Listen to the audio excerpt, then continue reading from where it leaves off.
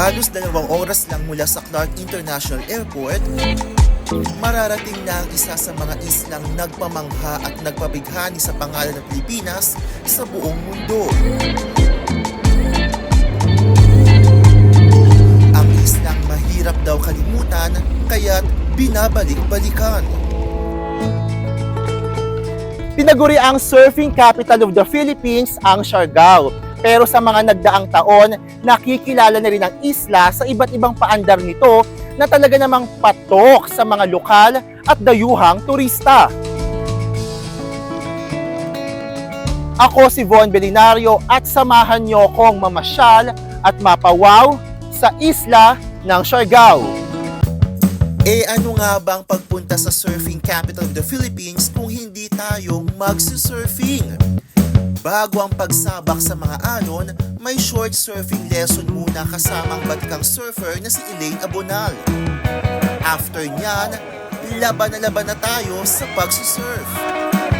Ayon kay Elaine, malaking bagay ang ginawa ng surfing para makaahon ng isla mula sa hagupit ng Bagyong Odette noong 2021. Surfing kasi is the main livelihood here, and one meant psychologically for the people who live here.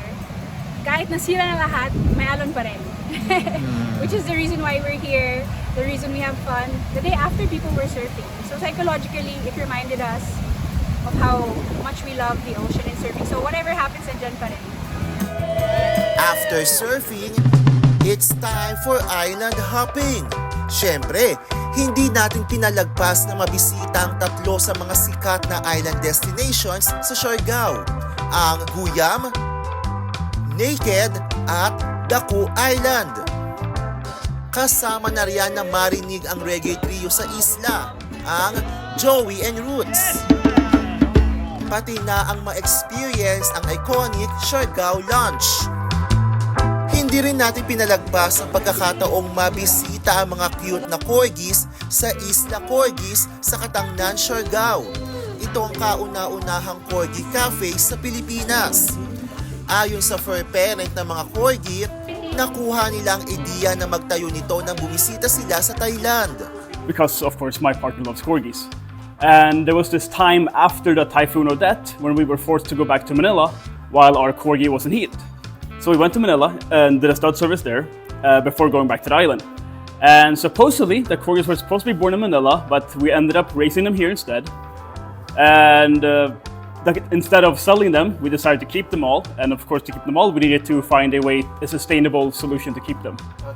Naabutan namin ng ilang turistang enjoy sa bonding experience with the corgis. Siniguro naman ng fur parents ng mga aso ang kanilang well-being, kaya limitado lang ang bilang ng mga customers sa operating hours at limitado rin ang oras ng kanilang operations para makapagpahinga at hindi ma-stress ang mga corgi.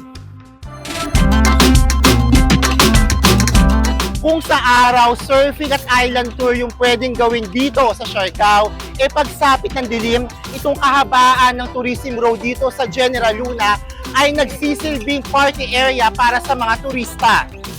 Buhay na buhay ang mga bar sa musika at tawanan ng mga bisita. Gabi-gabi ang eksenang ito rito sa isla. Ang mga bar, may tema ang party kada gabi. Depende sa inyo kung ano ang pasok sa mood ninyo. Nang bumisita kami sa isang bar, Latin night ang theme. May short dance instruction muna, performance at sayawan to the max. Sa isang beach club naman, ito ang ganap, foam party. Party all night talaga. Ano pang hinihintay nyo? Ilagay na ang Siargao sa inyong travel goals dahil sa isla ng Siargao, talagang sure na ikaw ay mapapawaw.